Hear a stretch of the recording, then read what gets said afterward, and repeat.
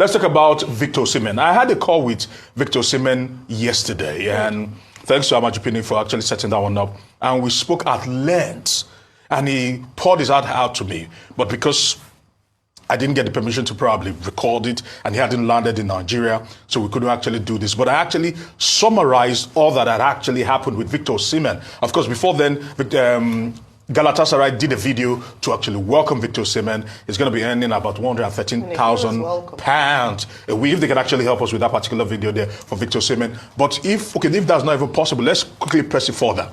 There were a lot of things that were said, and he tried to correct all the lies and the claim that he was heavily betrayed and things that were bordering on slavery, because there's been talks about slavery in football, and it's unfortunate this was happening. Let's actually get straight into it, starting off with the first graphics there that just actually encapsulated it. And this goes back to 2022, because Victor Osimhen actually had a great 2022-2023. And if we were to start it off from that particular point, certainly looking at it, he said that Al Hilal actually came in 2022, not even in 2024, and they offered 75 million. Napoli said no, that 500 million pounds on nothing.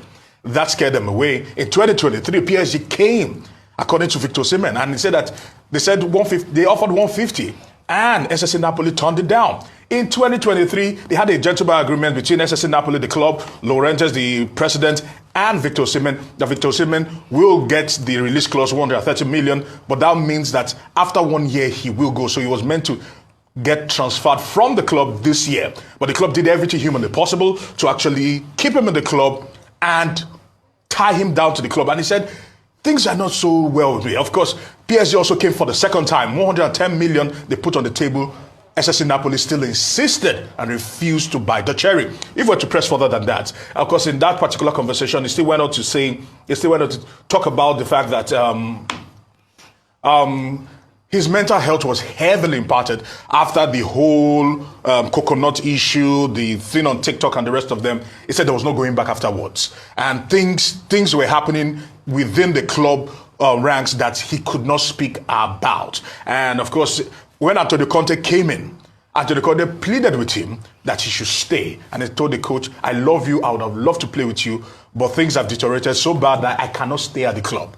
But the club went on to put out the statement that Antonio Conte did not want Victor Osimhen in the club. Of course, Antonio Conte yesterday night released a statement to that particular effect, just trying everything humanly possible to probably suppress Victor Osimhen. Of course, his defiance and refusal to play for Napoli and sign a new contract meant that he was frozen out of the squad. And he also claimed that Chelsea came in, and Chelsea and the owners that are hedge fund mavericks, so to speak, tried to swoop in and act like sharks, like they do in the US, and just the typical hedge fund thinking, and they were trying to capitalize on this.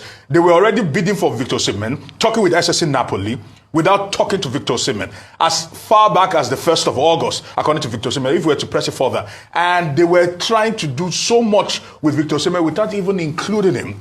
Then Victor Osimhen had the PIF come back again with Al Ahly this time around, saying that they were going to buy Victor Osimhen for an agreed fee, and they were going to pay him £30 million per annum. Personal terms were agreed for his daughter to get a school there, get a mansion, and every other thing in between.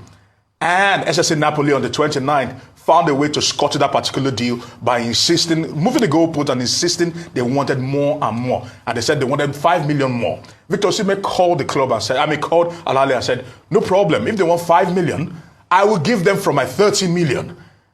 To just make this move happen. And Napoli said no, they wanted the sell-on clause, they wanted more bonuses, they wanted this, they wanted that, and they ended up scuttling that particular deal. Of course, Al Ahly went on to buy Ivan Toney, and that was unfortunate. Then Chelsea, trying to become predators here, found out that Victor Osimhen might become desperate, and they decided that they were going to do something very, very funny. They offered him about 130 million. 30 minutes after that particular deal with Al Ahly went off, they offered him £130,000 a week gross. And Osimhen said no, that 43% goes to the British government, 20% goes to the NHIS, I beg your pardon, which is compulsory, and you still take £20,000 of that 130 for image rights. How is that possible? What is now left in the salary? If you take out 43%, you take out 20% from another, and you now take out £20,000 from deal 130.